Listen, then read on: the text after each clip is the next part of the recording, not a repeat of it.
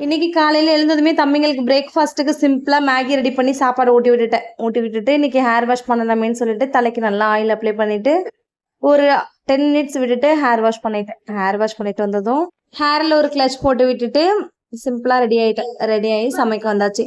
இன்னைக்கு சிம்பிளா தான் லஞ்ச் ரெடி பண்ணியிருந்தேன். தக்காளி சாதம் ரெடி பண்ணிடலான்னு சொல்லிட்டு 1 பாட் ரைஸா தக்காளி சாதம் வச்சுட்டு அப்படியே எனக்கு கொஞ்சமா டீ வச்சுட்டேன். தலை வலிக்கிற மாதிரி இருந்துச்சா, தலை ஈரத்தோடய கிளச்சி போட்டு விட்டுட்டேன். அதனால லைட்டாக சூடாக டீ குடிக்கணும் போல இருந்துச்சு. அதனால சைட் பை சைடாக டீ வச்சுட்டேன்.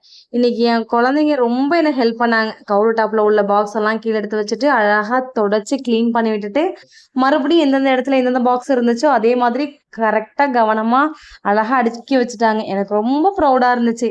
நான்லாம் எங்கள் அம்மாவுக்கு ஒரு சின்ன ஹெல்ப் கூட பண்ணது கிடையாது. அதை நினச்சி இப்போ ரொம்ப ஃபீல் பண்ணுறேன். ஆனால் என் குழந்தைங்க எனக்காக கொஞ்சமாவது ஹெல்ப் பண்ணுறானுங்களேன்னு சொல்லி ரொம்ப பெருமையாகவும் இருந்துச்சு, கொஞ்சம் கஷ்டமாகவும் இருந்துச்சு. குழந்தைங்கள வேலை வாங்கிட்டோமோ அப்படின்னு சொல்லி. சரி பரவாயில்ல அப்படின்னு சொல்லிட்டு கொஞ்சம் கொஞ்சம் இப்பயே அவங்க வேலையை பார்க்கறதுக்கு ட்ரெயின் பண்ணணும். ஆனால் எந்த வேலையுமே அவனுக்கு சொல்கிறது கேட்கல. இந்த வேலை மட்டும் எனக்காக கொஞ்சமாக பார்த்துருந்தானுங்க. பரவாயில்ல.